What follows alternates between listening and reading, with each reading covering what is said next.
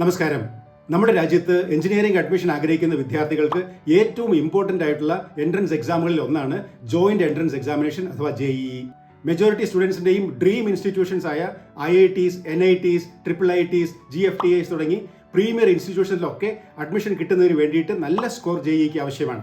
എങ്കിലും പക്ഷേ JEEയുടെ application process മുതൽ അഡ്മിഷൻ വരെയുള്ള പ്രോസസ്സിലുള്ള കൺഫ്യൂഷൻ കൊണ്ട് മാത്രം അഡ്മിഷൻ കിട്ടാതെ പോയ ധാരാളം വിദ്യാർത്ഥികളാണ് കഴിഞ്ഞ വർഷത്തിൽ റിപ്പോർട്ട് ചെയ്തത്.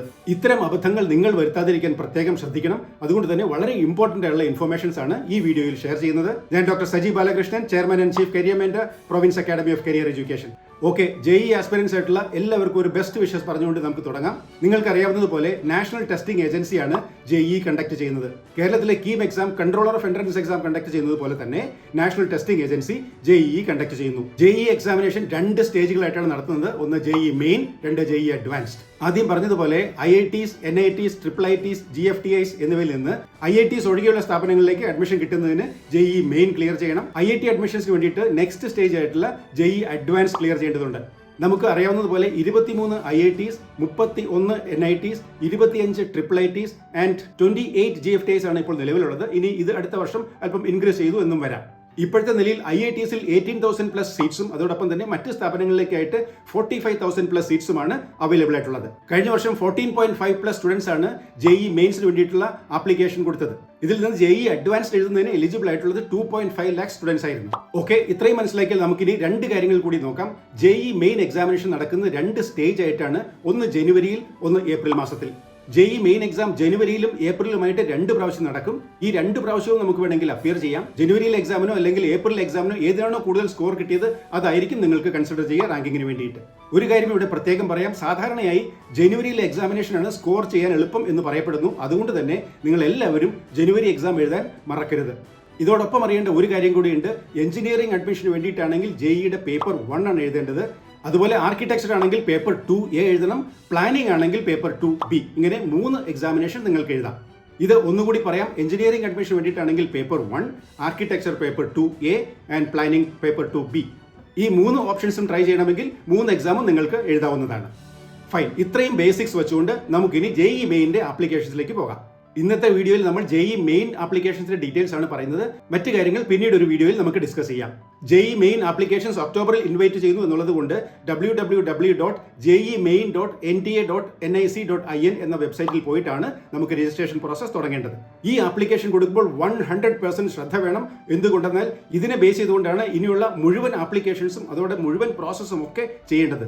ഇതിനുശേഷം വരുന്ന JEE അഡ്വാൻസ്ഡ് അഡ്മിഷൻ പ്രോസസ്സിലെ JOSA, CSAB, DASA ഇതെല്ലാം ഉപയോഗിക്കുന്നത് നമ്മൾ ഇപ്പോൾ കൊടുക്കുന്ന ഡേറ്റയാണ്. അതുകൊണ്ട് തന്നെ ഇതിൽ എവിടെയെങ്കിലും മിസ്റ്റേക്ക് പറ്റിയാൽ തിരുത്താനും കൂടി സാധ്യമല്ല.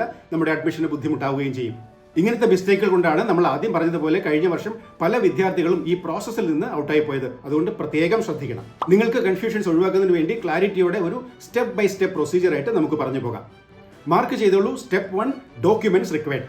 JEE മെയിൻ ആപ്ലിക്കേഷൻ രജിസ്ട്രേഷൻ ഇരിക്കുന്നതിന് മുമ്പ് തന്നെ നമ്മുടെ കയ്യിൽ റെഡിയാക്കി വെക്കേണ്ട ചില ഡോക്യുമെന്റ്സിനെ കുറിച്ചാണ് പറയുന്നത്. ഏറ്റവും ആദ്യം വേണ്ട ഡോക്യുമെന്റ് നമ്മുടെ ഒരു പാസ്പോർട്ട് സൈസ് ഫോട്ടോഗ്രാഫ്. വൈറ്റ് ബാക്ക്ഗ്രൗണ്ടിലുള്ള ഫോട്ടോയാണ് വേണ്ടത്. ടോട്ടൽ ഫോട്ടോഗ്രാഫി സൈസിന്റെ 80% ഫേസ് ആയിരിക്കണം. ഫോട്ടോ എടുക്കുമ്പോൾ മാസ്ക് ഉപയോഗിക്കരുത്. സ്പെക്സ് ഉപയോഗിക്കാം, പക്ഷേ ഗ്ലെയർ ഇല്ലാതെ നോക്കണം.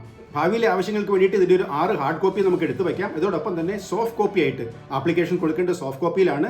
ഇതിന്റെ JPEG അല്ലെങ്കിൽ JPG ഫോർമാറ്റിലുള്ള സോഫ്റ്റ് കോപ്പിയാണ് വേണ്ടത്. 10 to 300 KB ആയിരിക്കണം സൈസ്. രണ്ടാമത്തേത് നിങ്ങളുടെ സിഗ്നേച്ചറിന്റെ സോഫ്റ്റ് കോപ്പി, സെയിം ഫോർമാറ്റിൽ 4 to 50 KB വരെയുള്ള സൈസ്. മൂന്നാമത്തെ ഡോക്യുമെന്റ് നിങ്ങളുടെ അപ്ഡേറ്റഡ് ആധാർ കാർഡ് PDF ഫോർമാറ്റിൽ വേണം. അത് 300 KB താഴെയായിരിക്കുകയും വേണം. ആധാർ അപ്ഡേറ്റ് ചെയ്യുക എന്നുള്ളത് വളരെ വളരെ ശ്രദ്ധിക്കേണ്ട കാര്യമാണ്. ഇതിന്റെ എറർ ഒരിക്കലും സംഭവിക്കരുത്. 10ാം ക്ലാസ്സിലുള്ള നിങ്ങളുടെ പേര് എന്താണോ അത് തന്നെ ആയിരിക്കണം ആധാർ കാർഡിലും ഉണ്ടാവേണ്ടത്. ഇതിൽ മിസ്മാച്ച് ഉണ്ടായാൽ നിങ്ങൾക്ക് പരീക്ഷ എഴുതുന്നതിന് ബുദ്ധിമുട്ടുണ്ടാകും. അതുകൊണ്ട് ആധാർ കാർഡ് അപ്ഡേറ്റ് ചെയ്ത് തന്നെ പ്രത്യേകമായി ശ്രദ്ധിച്ച് വേണം അപ്ലോഡ് ചെയ്യാനത് വേണ്ടിയിട്ട്. ഇനി വേണ്ടത് കാറ്റഗറി സർട്ടിഫിക്കറ്റ്. നിങ്ങൾക്ക് റിസർവേഷൻ ഏതെങ്കിലും ഉണ്ടെങ്കിൽ അപ്രോപ്രിയേറ്റ് അതോറിറ്റിയിൽ നിന്നുള്ള കാറ്റഗറി സർട്ടിഫിക്കറ്റ് കൂടി അറ്റാച്ച് ചെയ്യേണ്ടതുണ്ട്. PDF ഫോർമാറ്റിൽ 300 KBക്ക് താഴെ. ഇതുപോലെ തന്നെ 10th-ന്റെയും 12th-ന്റെയും സർട്ടിഫിക്കറ്റ് വേണം. 10th-ന്റെ സർട്ടിഫിക്കറ്റ് സെയിം ഫോർമാറ്റിൽ 300 KBക്ക് താഴെ. അതോടൊപ്പം തന്നെ 12th-ന്റെ സർട്ടിഫിക്കറ്റ് അവൈലബിൾ ആണ് എങ്കിൽ അതിന്റെ കൂടി കോപ്പി കരുതേണ്ടതുണ്ട്. ഇത്രയും ആയി കഴിഞ്ഞാൽ നമുക്ക് ആവശ്യമായ ഡോക്യുമെന്റ്സ് റെഡിയായി. ഇനി ഇതോടൊപ്പം വേണ്ടത് 2 മൊബൈൽ നമ്പർ, ആക്റ്റീവ് ആയിട്ടുള്ള 2 മൊബൈൽ നമ്പർ, അതോടൊപ്പം തന്നെ 2 ഇമെയിൽ ID, ആക്റ്റീവ് ആയിട്ടുള്ള 2 ഇമെയിൽ ID കൂടി വേണം. ഇത്രയും ഡോക്യുമെന്റ്സ് റെഡി ആയി കഴിഞ്ഞാൽ നമുക്ക് വെബ്സൈറ്റിൽ രജിസ്ട്രേഷൻ പ്രോസസ് തുടങ്ങാം.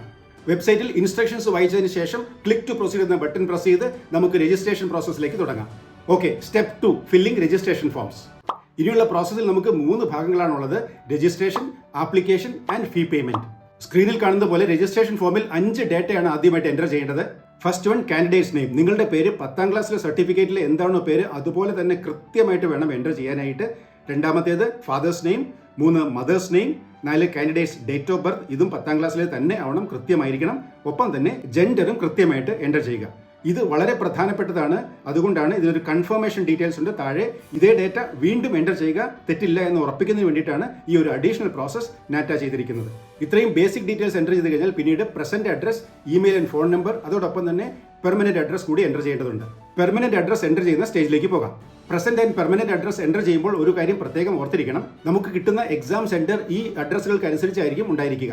ഉദാഹരണത്തിന് ഇപ്പോൾ വിദേശത്തുള്ള ഒരു സ്റ്റുഡന്റ് ആണെങ്കിൽ ഒരു സെന്റർ കേരളത്തിൽ വേണമെങ്കിൽ കേരളത്തിലെ ഒരു അഡ്രസ് ഉണ്ടായിരിക്കേണ്ടത് അത്യാവശ്യമാണ്. ഇത് മാത്രമല്ല, ഏറ്റവും പ്രധാനമായിട്ട് സ്റ്റേറ്റ് കോട്ട റിസർവേഷൻ വരും. അത് കേരളത്തിന്റെ സ്റ്റേറ്റ് കോട്ട അഡ്മിഷൻ കിട്ടണമെങ്കിൽ നമുക്ക് കേരളത്തിൽ +2 പഠിച്ചിരിക്കേണ്ടത് അത്യാവശ്യമാണ്. ഇങ്ങനെ പെർമനന്റ് അഡ്രസ് കൂടി എൻ്റർ ചെയ്ത് കഴിഞ്ഞാൽ പിന്നെ നമുക്ക് പാസ്വേഡ് കൊടുക്കേണ്ട കാര്യം മാത്രമേ ഉള്ളൂ. സ്ക്രീനിൽ കാണുന്നത് പോലെ പാസ്വേഡ് എൻ്റർ ചെയ്യുക. അതോടൊപ്പം തന്നെ പാസ്വേഡ് വീണ്ടും കൺഫേം ചെയ്യേണ്ടതുണ്ട്.